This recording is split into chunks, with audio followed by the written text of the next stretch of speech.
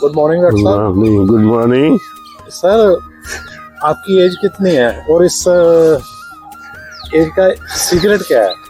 हमारी एज 82 साल हो चुकी है और इस का सीक्रेट 3 चीजें हैं। जी सर। 7 घंटे की नींद सूरज निकलने से पहले और 1 घंटे की सवेरे एक्सरसाइज जी सर। और 3 हेल्दी मील्स सारे दिन में बेहतर सर। और फिक्स टाइम पे फिक्स खाना खाना। ठीक है सर।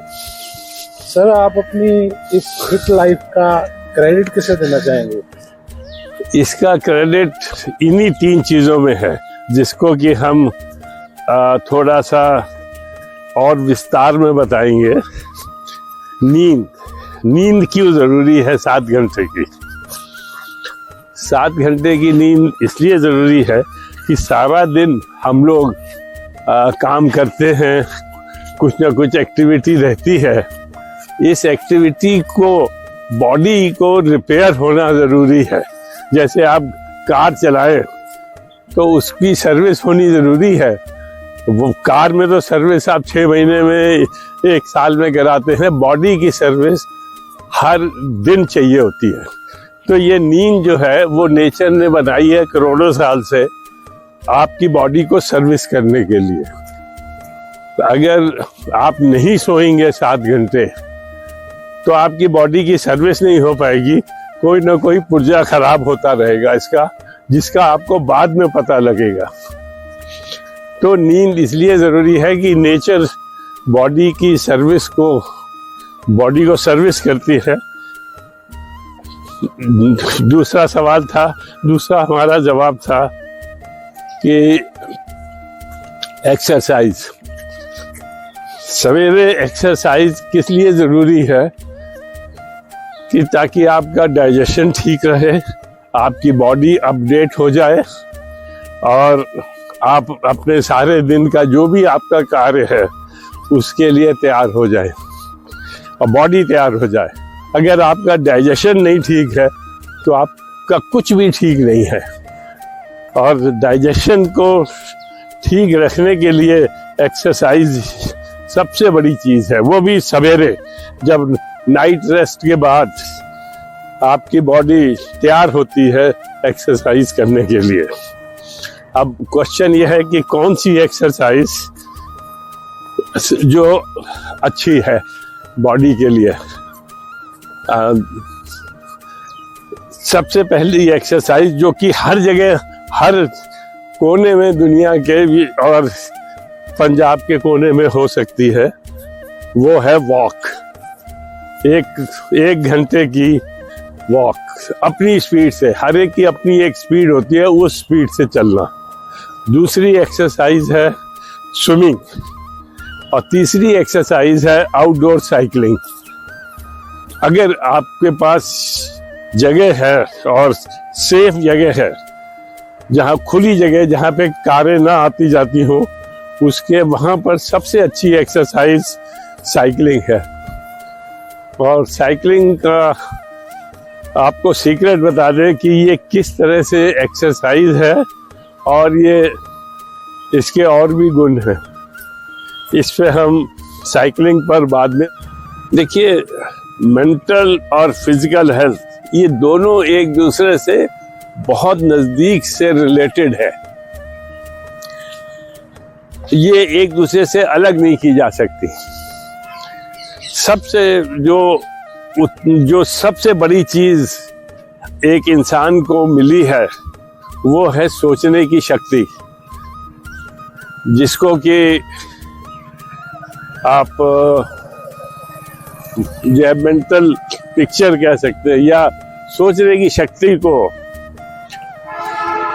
जो आपका सारा शरीर गवर्न करती है, आपको टोटली गवर्न करती है, वो आपकी सोचने की शक्ति है।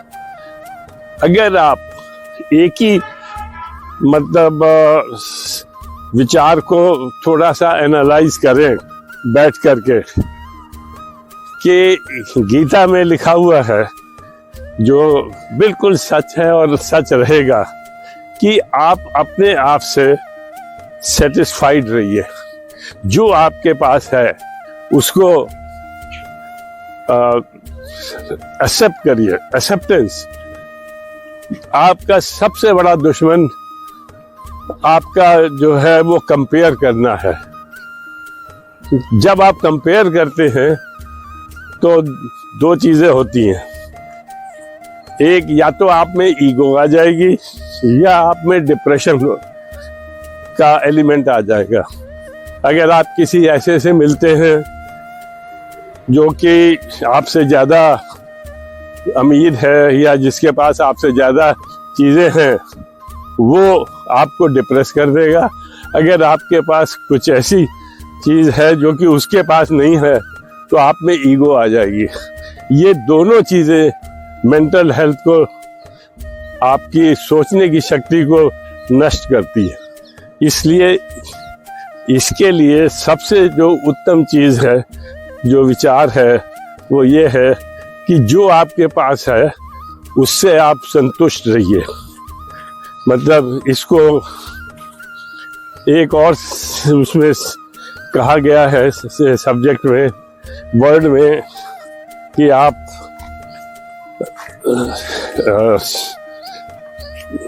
मतलब इसका वर्ड जो ये प्रैक्टिस करनी चाहिए स्थित प्रज्ञ होने के लिए। स्थित प्रज्ञ का मतलब ये होता है कि आपके पास नहीं है तो भी आप सुखी हैं, आपके पास है तो भी आप सुखी हैं। मतलब स्थित प्रज्ञ होना सबसे बड़ी चीज़ है जो आपको शांति देती है, आपकी मेंटल हेल्थ को ठीक करती है। और अगर आपकी मेंटल हेल्थ ठीक है तो नेचुरली आपकी फिजिकल हेल्थ भी ठीक हो जाएगी, क्योंकि सारी प्रॉब्लम, जितनी बीमारियां हैं, सब जो है मेंटल हेल्थ से ही रिलेटेड है। जितनी आजकल हो रही हैं, जैसे कि ब्लड प्रेशर है, हार्ट अटैक है, डायबिटीज़ है, ये सब मेंटल हेल्थ से किसी न किसी तरह से रिलेटेड है। अगर आपकी मेंटल हेल्थ अच्छी है तो ये बीमारियां आपसे दूर रहेंगी। अगर होंगी तो बहुत आसानी से कंट्रोल हो जाएंगी, अगर आप स्थित प्रज्ञ हो जाएं कि भाई जो है वो ठीक है, जो नहीं है वो भी ठीक है। आखिरी सवाल, क्या आपकी ईश्वर में आस्था है? बिल्कुल, हमारी ईश्वर में आस्था है, क्योंकि ईश्वर जो है वो आपके अंदर है। अगर कोई भी आदमी नष्ट होता है तो वो अपने आप को नष्ट करता है, उसको कोई नष्ट नहीं कर सकता। ये आपका मन ही आपको नष्ट करता है, और ये जो चीज़ है वो ईश्वर आप ही के अंदर है। अगर आपने जो है गलत काम किया तो वो आपको कोसता रहेगा और आपको नष्ट करके छोड़ेगा किसी न किसी तरह से। तो इसलिए ईश्वर है, लेकिन वो आपके अंदर है।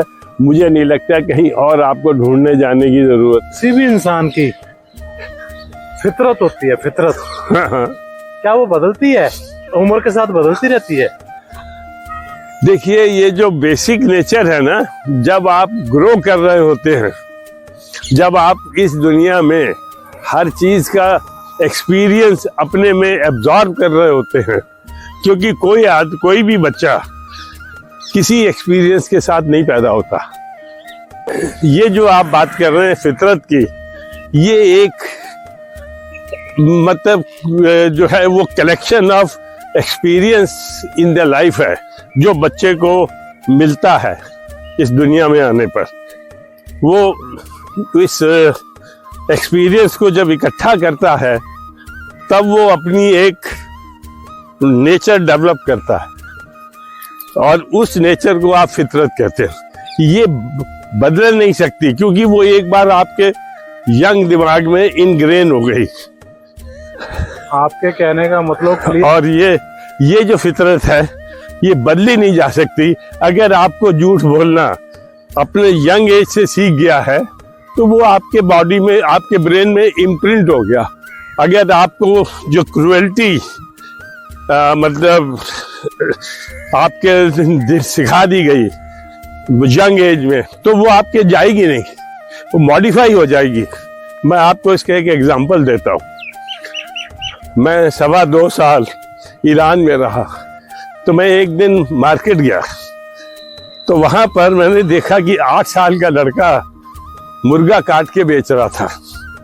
तो मैं सोच रहा था कि इस 8 साल के बच्चे को मुर्गा मारने में कोई उसके चेहरे पे कोई चेंज नहीं है। ज़्यादातर वो खुश हो रहा था कि मैंने एक मुर्गा मार के बेच दिया ना।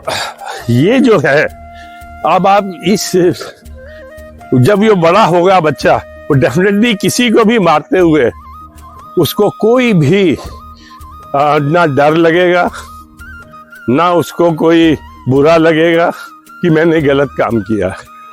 तो ये जो है, ये तो फितरत उसकी, मैंने देखा कि उसके 8 साल में बन गई।